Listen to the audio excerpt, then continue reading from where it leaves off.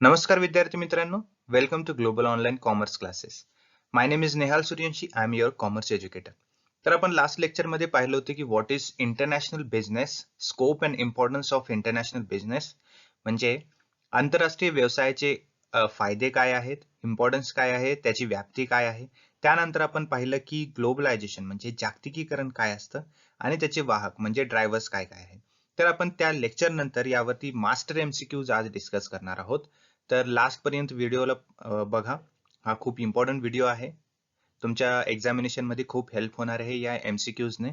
तर व्हिडिओ सुरू करण्याआधी मी तुम्हाला सांगू इच्छितो की ग्लोबल ऑनलाईन युनिव्हर्सिटी तुमच्यासाठी फुल सिलेबस कोर्स घेऊन आलेला आहे. या कोर्समध्ये तुमच्या एक्झामिनेशनसाठी, तुमच्या प्रिपरेशनसाठी खूप मोठी हेल्प होणार आहे. कारण या कोर्समध्ये आम्ही तुम्हाला प्रोव्हाइड करत आहोत 20 मॉक टेस्ट, म्हणजे 20 टेस्ट होणार आहेत, तुमचे ऑनलाईन टेस्ट होणार आहेत. त्यामध्ये तुमचे 10 प्रिव्हियस इयर क्वेश्चन टेस्ट असणार आहेत 2015 पासून ते 2020 पर्यंत विथ डिटेल्ड एक्सप्लेनेशन. म्हणजे प्रत्येक टेस्टचं तुम्हाला डिटेल एक्सप्लेनेशन सुद्धा या कोर्समधून मिळून जाणार आहे. त्या व्यतिरिक्त 10 फुल सिलेबस टेस्ट आहेत जे की एक्सपर्ट एज्युकेटर्सने तुमच्यासाठी बनवलेला आहे, तुमच्या प्रॅक्टिससाठी बनवलेला आहे, जे की तुम्हाला खूप हेल्पफुल आहे तुमच्या प्रिपरेशनसाठी. त्यानंतर या फुल कोर्समध्ये तुम्हाला 200 प्लस व्हिडिओ लेक्चर सुद्धा मिळणार आहेत, मराठी आणि इंग्लिश या दोन्ही लँग्वेजमध्ये. त्यासोबत तुम्हाला फुल युनिट नोट्स, म्हणजे तुमचे कॉमर्सचे 10 जे युनिट आहेत ते संपूर्ण नोट्स मधून तुमचे कव्हर होणार आहेत, तेही मराठी आणि इंग्लिश या दोन्ही लँग्वेजमध्ये. या फुल सिलेबस कोर्सचा एक ऍडव्हान्टेज असा आहे की तुम्हाला प्रत्येक स्टुडंटला पर्सनल अटेन्शन सुद्धा मिळून जाणार आहे. म्हणजे कोणत्याही वेळी तुम्हाला कुठलाही डाऊट असेल, कुठलाही प्रश्न असेल, तर तुम्हाला पर्सनली त्याचं निवारण करून मिळून जाणार आहे. तर या कोर्समध्ये तुम्हाला खूप हेल्पफुल असे काही पॉइंट्स आहेत. तर तुम्ही हा कोर्स जॉईन करा. त्यासाठी तुम्हाला ग्लोबल ऑनलाईन युनिव्हर्सिटीचं ऍप्लिकेशन डाउनलोड करावं लागेल किंवा खाली दिलेल्या नंबरवर तुम्ही कॉन्टॅक्ट सुद्धा करू शकता आणि हा कोर्स जॉईन करू शकता. तर सुरुवात करूया आपण आजच्या मास्टर एमसीक्यूज ना. क्वेश्चन हा असर्शन आणि रिझन वरती आहे. असर्शन काय बोलतं की liberalisation means to reduce unnecessary restrictions and controls on business units imposed by government. Assertion असं बोलतं की लिबरलायझेशनचं मिनिंग असं आहे की ते अननेसेसरी रेस्ट्रिक्शन्स म्हणजे काही अनावश्यक प्रतिबंध आहेत बिझनेसवरती जे गव्हर्नमेंटने लादलेले आहेत, इम्पोज केलेले आहेत, त्यांना कमी करतं. याचा अर्थ असतो लिबरलायझेशन. त्याचं रिझन काय आहे? Liberalization was based on the assumption that market forces could guide the economy in more efficient manner than the government control. आता रिझन याचा असा आहे की लिबरलायझेशन हे बेस आहे, म्हणजे अवलंबून आहे कशावरती? इकॉनॉमी फोर्सेस वरती. आणि ते इकॉनॉमी फोर्सेस जे आहे ते मार्केटला चांगल्या प्रकारे गाईड करू शकतात गव्हर्नमेंट पेक्षा. म्हणजे गव्हर्नमेंट कंट्रोल पेक्षा जास्त चांगल्या पद्धतीने इकॉनॉमी जी आहे हे मार्केट फोर्सेसला चांगलं गाईड करू शकते. तर हे आन्सर, याचा आन्सर काय आहे? A. Both A and R are true and R is the correct explanation of A. म्हणजे दोन्ही असर्शन आणि रिझन हे दोन्ही बरोबर आहेत आणि रिझन सुद्धा हे करेक्ट एक्सप्लेनेशन आहे असर्शनचं.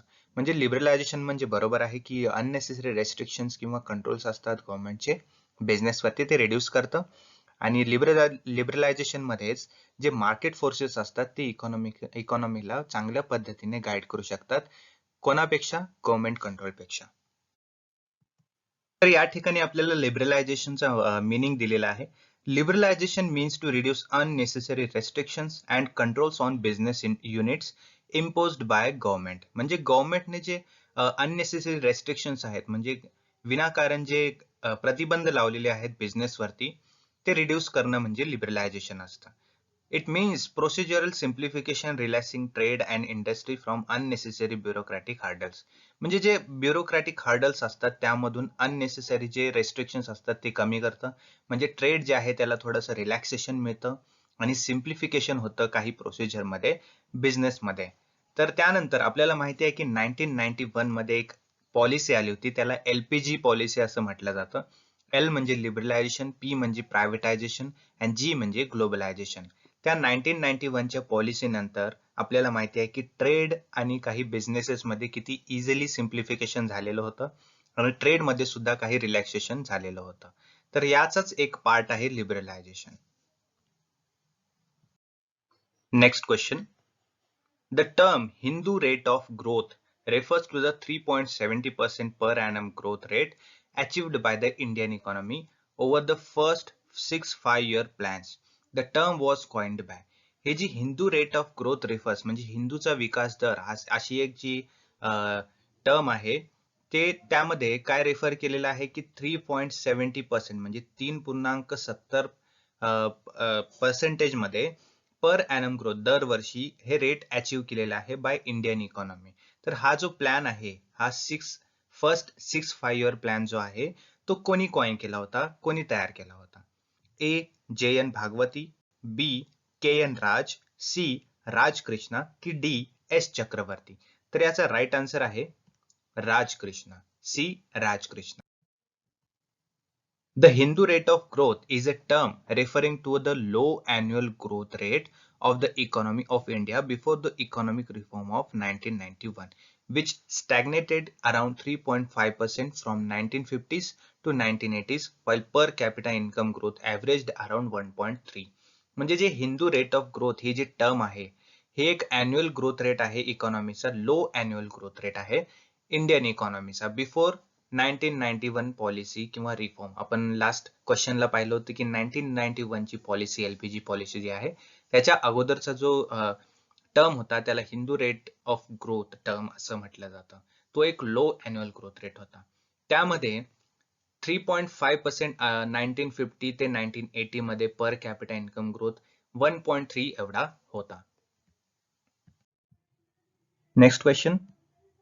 The rolling plan concept in national planning was introduced by. National planning मध्ये जो रोलिंग प्लॅन असा एक कन्सेप्ट आहे तो कोणी इंट्रोड्यूस केला होता? इंदिरा गांधी गव्हर्नमेंटने केला होता, नॅशनल गव्हर्नमेंटने केला होता की द जनता पार्टी गव्हर्नमेंटने केला होता की राजीव गांधी गव्हर्नमेंटने केला होता? म्हणजे यापैकी कुठल्या गव्हर्नमेंटच्या पिरियड मध्ये हा प्लॅन आला होता? तर राईट आन्सर आहे the Janata party government. Rolling plan was introduced by the Janata Party, which formed government led by the Morarji Desai. म्हणजे हा जो रोलिंग प्लॅन आहे हा जनता पार्टी गव्हर्नमेंटच्या ड्युरिंग जनता पार्टी गव्हर्नमेंट आला होता. केव्हा आला होता? जेव्हा मोरारजी देसाई यांचं गव्हर्नमेंट होतं. It rejected the 5th 5 year plan of the preceding Congress government and launched the rolling plan which could be revised as per the needs of economy due to the inherent flexibility in the plan. म्हणजे हा जो plan आहे rolling plan हा काँग्रेस गव्हर्नमेंटच्या duration मध्ये जो plan आला होता त्याला रिजेक्ट करून हा प्लॅन आणला गेला होता. कारण की जी चालू इकॉनॉमी जी होती त्यावेळेसची त्याला फ्लेक्झिबल बनवण्यासाठी, त्याला काही डेव्हलपमेंट करण्यासाठी हा प्लॅन अंमलात आणला होता. However, frequent revision of targets reduced the accountability and adversely affected the stability in the economy. परंतु याचा काही डिसएडव्हान्टेज पण होता की यामुळे इकॉनॉमीला स्टॅबिलिटी मिळालेली नव्हती आणि अकाउंटेबिलिटी म्हणजे त्याची जी काम करण्याची पद्धती आहे ती सुद्धा रिड्यूस झालेली होती या रोलिंग प्लॅनमुळे. Next question. परत असर्शन रिझनचा क्वेश्चन आहे. असर्शन काय बोलतं? Industrial policy in 1991 initiated liberalisation of Indian economy. Right. आणि रिझन काय बोलतं? Industrial growth was very slow before 1991. माझ्या मते तर हे दोन्ही असर्शन आणि रिझन दोन्ही राईट आहेत आणि रिझन सुद्धा बरोबर आहे असर्शनचं. तर बघूया आपण राईट आन्सर काय आहे. ए बोथ ए म्हणजे असर्शन आणि आर म्हणजे reason. Both A and R are true and R is the correct explanation of A. म्हणजे industrial policy 1991 initiated liberalisation of Indian economy. जसं की आपल्याला माहिती आहे एलपीजी पॉलिसी, एलपीजी मध्ये एल म्हणजे लिबरलायझेशन, पी म्हणजे प्रायव्हेटायझेशन आणि जी म्हणजे ग्लोबलायझेशन. तर बरोबर आहे इनिशिएटेड लिबरलायझेशन. आणि रिझन काय आहे? Industrial growth was very slow before 1991. Right आहे. कारण 1991 च्या अगोदर इंडस्ट्रियल ग्रोथ किंवा इकॉनॉमी जी आहे आपली ती खूप स्लो होती. त्याला चांगल्या पद्धतीने कार्य करण्यासाठी, त्याला डेव्हलपमेंट करण्यासाठी एलपीजी पॉलिसी ही अंमलात आणली गेली होती. त्यामुळे दोन्ही असर्शन रिझन हे दोन्ही राईट आहेत आणि रिझन सुद्धा असर्शनचं करेक्ट आहे. Which one of the following committees recommended the abolition of reservation of item of small scale sector in industry? म्हणजे यामधली कुठली अशी कमिटी आहे त्याने अबोलिश केलं होतं म्हणजे रिजेक्ट केलं होतं किंवा शिफारस केली होती कशासाठी? जे रिझर्वेशन आहे स्मॉल स्केल सेक्टरमध्ये त्याला रिड्यूस करण्यासाठी किंवा त्याला काय बोलतात रद्द करण्यासाठी. तर याचा आन्सर काय आहे? ए अबिड हुसेन कमिटी, बी नायक कमिटी, सी नरसिम्हा कमिटी की डी राकेश मोहन कमिटी. तर याचा राईट आन्सर आहे अबिद हुसेन कमिटी. तर अबिद हुसेन कमिटी ही 1997 ची कमिटी आहे. त्याने रिकमेंड केलं होतं total D reservation and desired replacing policy of reservation with a policy of promotion and strengthening of small scale units.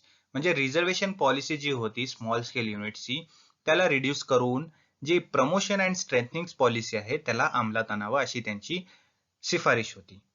कोणाची होती? अबिद हुसेन कमिटी 1997 ची. Next question. Which one of the following is correct? म्हणजे खाली दिलेल्यापैकी कोणतं correct विधान आहे? तर Chalapatirao committee dash regional rural banks in India, म्हणजे चलपतीराव कमिटीचं रिलेशन रिजनल रुरल बँक्सशी काहीतरी निगडीत आहे. B Bhagwati committee dash SEBI take over regulations, C N K Mitra committee dash investor protection and D all of the above. तर याचा राईट आन्सर आहे all of the एबो, म्हणजे वरील सर्व विधान हे करेक्ट आहे. तर चलपतीराव कमिटी काय होती? चलपतीराव कमिटी जी आहे हे कॉन्स्टिट्यूट केली गेली होती. कॉन्स्टिट्यूट म्हणजे स्थापन केली गेली होती. कशासाठी? रिजनल रुरल बँक्स इन इंडियाला रिकन्स्ट्रक्ट करण्यासाठी. म्हणजे जे ग्रामीण बँक आहेत इंडियाच्या त्याला पुनर्रचना करण्यासाठी ही कमिटी स्थापन केली गेली होती. आणि हे जे रिजनल रुरल बँक्स जे आहेत हे अराउंड 3 डिकेड्स पासून इंडियामध्ये आहेत, एक्झिस्ट करतात. कशासाठी? इन फायनान्शियल सीन मध्ये. तर पुढे आहे तसंच पुढे आहे सेबी टेक ओव्हर रेग्युलेशन्स आणि त्यानंतर द कमिटी एन के मित्रा कमिटी. तर या तिन्ही कमिटी बद्दल मी इन्फॉर्मेशन दिलेली आहे. तुम्ही स्क्रीनशॉट सुद्धा काढून घेऊ शकता आणि तुमच्या जवळ ठेवून तुम्ही स्टडी करू शकता. पुढील क्वेश्चन आहे privatisation of ownership through scale of equity shares is called. म्हणजे प्रायव्हेटायझेशन केलं जातं ओनरशिपचं कशाद्वारे? स्केल ऑफ इक्विटी शेअर्सद्वारे. त्याला काय म्हटलं जातं? तर त्याचा राईट आन्सर आहे डिसइन्व्हेस्टमेंट, म्हणजे निर्गुंतवणूक केली जाते त्याला असं म्हटलं जातं. प्रायव्हेटायझेशन जे आहे ओनरशिपचं ते इक्विटी शेअर्स म्हणजे स्केल ऑफ इक्विटी शेअर्सच्या द्वारे केलं जातं, त्याला डिसइन्व्हेस्टमेंट असं म्हटलं जातं. Next question. Which of the following is not business opportunity generated by the globalisation. म्हणजे खाली दिलेल्यापैकी जागतिकीकरणाद्वारे तयार केलेली कोणती व्यवसाय संधी नाही?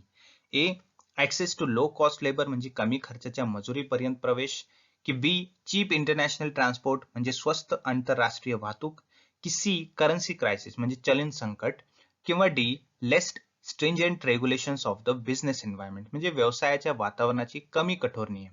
तर याचा राईट आन्सर आहे करन्सी क्रायसिस, म्हणजे चलन संकट जे आहे हे ग्लोबलायझेशन मुळे बिझनेस अपॉर्च्युनिटी संधी अशी व्यवसायात येऊ शकत नाही. Next question. Globalisation is beneficial for firms because globalisation जे आहे हे फर्म्सला किंवा बिझनेसला फायदेशीर आहे. मग ते काय आहे फायदेशीर? It protects them against foreign competition, की it cushions them from the effect of event in other countries, की it opens up new market opportunity, की D it increases the risk and uncertainty of the operating in the globalizing world economy. तर याचा right answer आहे it opens up new market opportunities. म्हणजे globalisation मुळे फर्मला काय होतं किंवा बिझनेसला काय होतं की बाजारपेठेमध्ये नवीन संधी ओपन झालेल्या असतात बिझनेस करण्यासाठी. त्यामुळे ग्लोबलायझेशनचा खूप फायदा होतो फर्म्सला किंवा बिझनेसेसला. Which among these is not a method of privatisation. म्हणजे खाली दिलेल्यापैकी कुठली प्रायव्हेटायझेशनची मेथड नाही?